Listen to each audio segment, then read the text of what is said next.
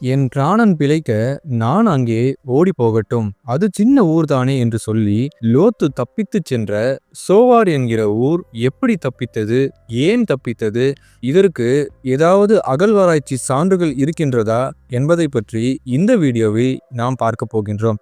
வாங்க இன்னைக்கு நம்ம வீடியோக்குள்ள போகலாம்.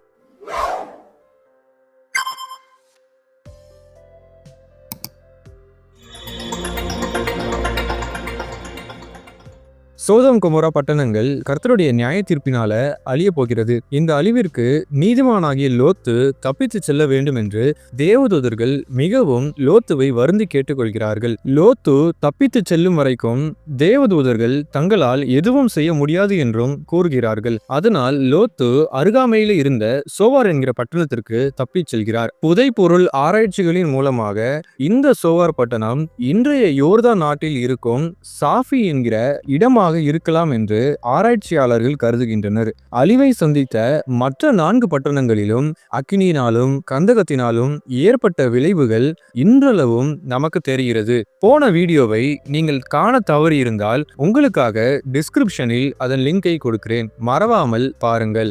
சோவாராக கருதப்படும் சாஃபி என்கிற அகழ்வாராய்ச்சி இடத்திலும் மற்ற 4 பட்டணங்களில் கண்டுபிடிக்கப்பட்டதை போலவே சாம்பலும் கந்தகமும் இருக்கும் என்று ஆராய்ச்சியாளர்கள் கருதி இருக்கக்கூடும். ஆனால் அவர்கள் சற்றும் எதிர்பாராத விதமாக சாஃபி என்கிற அகழ்வாராய்ச்சி இடத்திலே வெப்பத்தினால் அந்த இடம் அழிந்ததற்கான பாதிப்புகளை சந்தித்ததற்கான எந்த விதமான தடயமும் கிடைக்கவில்லை.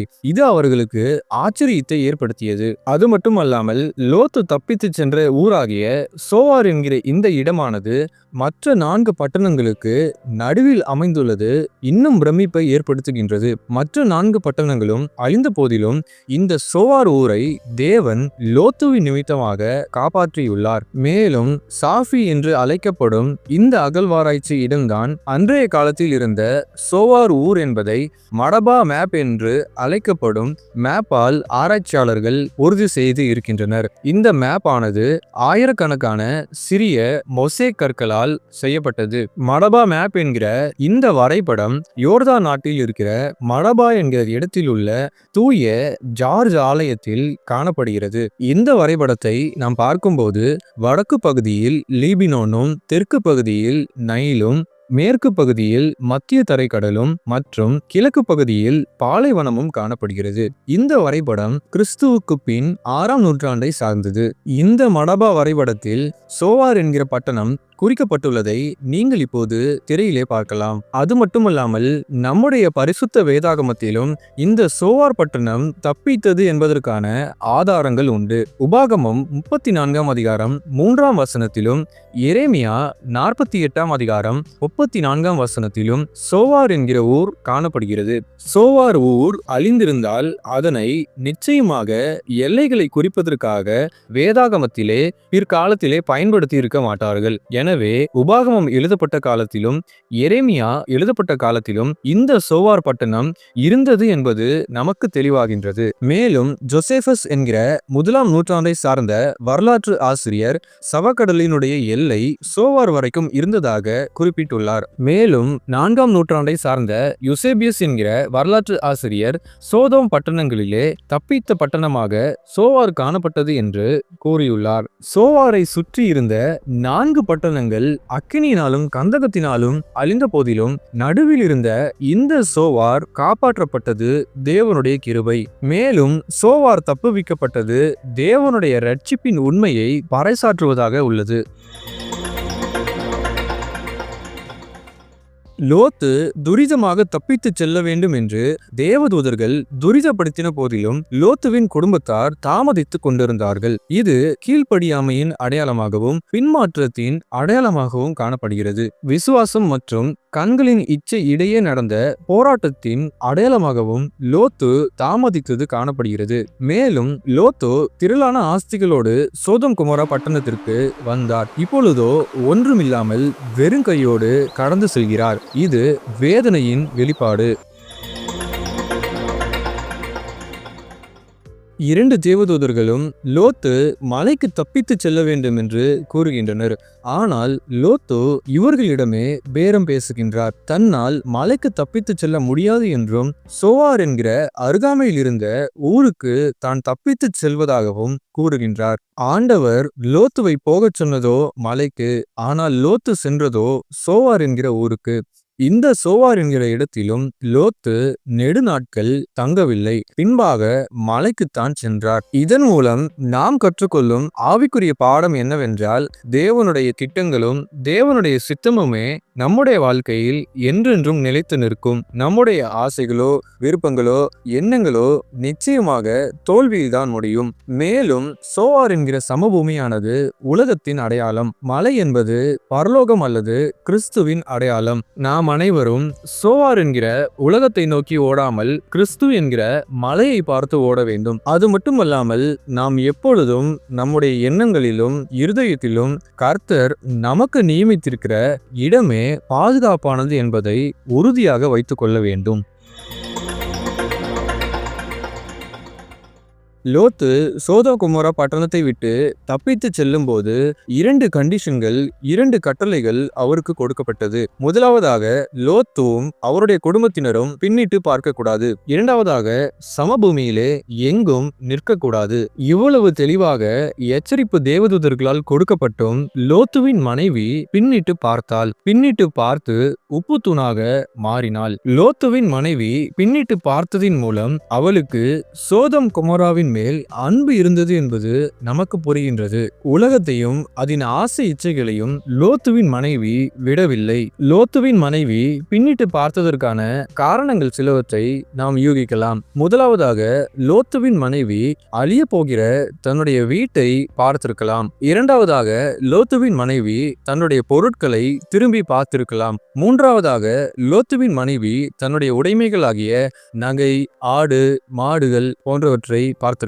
லோத்துவின் மனைவிக்கு சோதோம் குமோராவின் பாவங்களிலே நாட்டம் இருந்திருக்க கூடும். லோத்துவின் மனைவி உப்பு தூணாக மாறினது இன்றைய கிறிஸ்தவர்களாகிய நமக்கும் ஒரு எச்சரிப்பு. பின்னானவைகளை மறந்து முன்னானவைகளை நோக்கி எல்லாவற்றையும் நஷ்டம், குப்பை என்று எண்ணி நாம் கிறிஸ்துவை பார்த்து ஓட வேண்டும். லோத்து சோவார் என்கிற சின்ன ஊரிலிருந்து மலைக்கு பின்பாக தப்பித்து சென்றார். அங்கே ஒரு குகையிலே அவரும் அவருடைய 2 குமார்த்திகளும் தங்கி இருந்தனர். லோத்து தங்கியிருந்ததாக கருதப்படும் இடத்திலே ஒரு ஆலயம் கட்டப்பட்டுள்ளது. இதனை சர்ச் ஆஃப் லோத் சாங்சுவரி என்று அழைக்கின்றனர். இது சவக்கடலினுடைய தென்கிழக்கு பகுதியிலே அமைந்துள்ளது. இந்த ஆலயம் பைசாண்டின் காலத்தை சார்ந்தது. லோத்து தங்கியிருந்ததாக கருதப்படும் குகை மிகவும் சிறியதாக காணப்படுகிறது. மனிதர்கள் நீண்ட நாட்களுக்கு பயன்படுத்தின ஆதாரங்கள் இந்த குகையிலே காணப்படுகிறது. மேலும் வெண்கல காலத்தை சேர்ந்த மண்பாண்டங்களும் கண்டுபிடிக்கப்பட்டுள்ளது. தேவன் ஆபிரகாமுக்கு சோதோம் குமோரா பட்டணங்களின் அழிவை பற்றி முன்னுரைத்தார். ஏன் ஆபிரகாமுக்கு தேவன் தெரிவித்தார் என்பதை பற்றி பார்க்கலாம். ஆபிரகாம் தேவனுடைய சிநேகிதராக இருந்தார். இதனை நாம் யாக்கோபு 2ஆம் அதிகாரம் 23ஆம் வசனத்தில் பார்க்கின்றோம். ஆபிரகாம் ஒரு தீர்க்கதரிசி.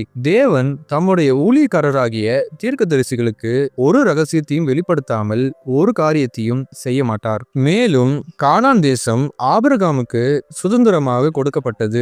இந்த கானான் தேசத்தில் தான் சோதோம் குமோரா பட்டணங்கள் இருக்கின்றது. ஆபிரகாமுக்கு தெரியாமலோ அல்லது ஆபிரகாமின் ஒப்புதல் இல்லாமலோ தேவன் இந்த பட்டணங்களை அழிக்கவில்லை.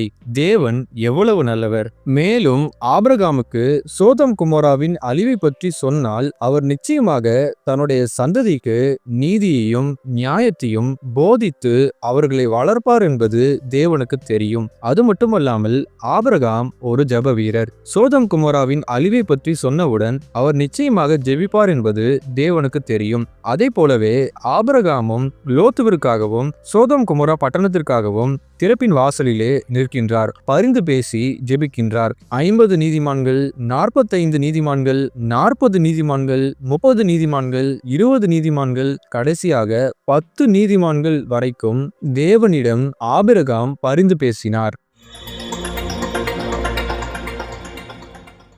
சோதோம் கொமோரா பட்டணங்கள் நன்மைக்கு அடையாளமாக இல்லாமல் தீமைக்கு அடையாளமாக இருக்கின்றது. வேதாகமத்திலே மற்ற பட்டணங்களுடைய அழிவை குறித்து சோதோம் கொமோரா முன்னடையாளமாக சொல்லப்பட்டுள்ளது. உதாரணமாக ஏசாயா 13ஆம் அதிகாரம் 19ஆம் வசனத்தில் பாபிலோனின் அழிவுக்கு அடையாளமாக சொல்லப்பட்டுள்ளது. எரேமியா 49ஆம் அதிகாரம் 18ஆம் வசனத்தில் ஏதோமின் அழிவை பற்றிய எச்சரிப்பாக சொல்லப்பட்டுள்ளது. இந்த சோதோம் கொமோரா பட்டணங்களை தேவன் செழிப்பாக நீர்வளம் மிக்க பகுதிகளாக ஆசீர்வதித்திருந்த போதிலும் அவர்கள் கர்த்தரை நோக்கி தங்களுடைய இருதயங்களை திருப்பவில்லை. கர்த்தருக்கு பிரியமாக வாழவில்லை. நாம் அவ்வாறாக இருக்கக்கூடாது. கர்த்தருக்கு பிரியமானவர்களாக, கர்த்தர் விரும்புகிறவைகளை செய்கிறவர்களாக நாம் காணப்பட வேண்டும். துன்மார்க்கர்கள் துன்மார்க்கத்தை விட்டு திரும்ப வேண்டும் என்கிற எச்சரிப்பாகவும், நீதிமான்கள் நீதியின் பாதையை விட்டு விலகக்கூடாது என்கிற எச்சரிப்பாகவும் சோதோம் கொமோரா பட்டணங்கள் காணப்படுவது குறிப்பிடத்தக்கது. சோதோம் கொமோரா பட்டணங்களை பற்றிய இந்த வீடியோ உங்கள் ஆவிக்குரிய வாழ்க்கைக்கு மிகவும் பிரயோஜனமுள்ளதாக இருந்திருக்கும் என்று கர்த்தருக்குள் விசுவாசிக்கின்றோம். நம்முடைய தமிழ் பைபிள் நெட்வொர்க் சேனலை உங்கள் நண்பர்களுக்கும் திருச்சபைக்கும் அறிமுகப்படுத்துங்கள்.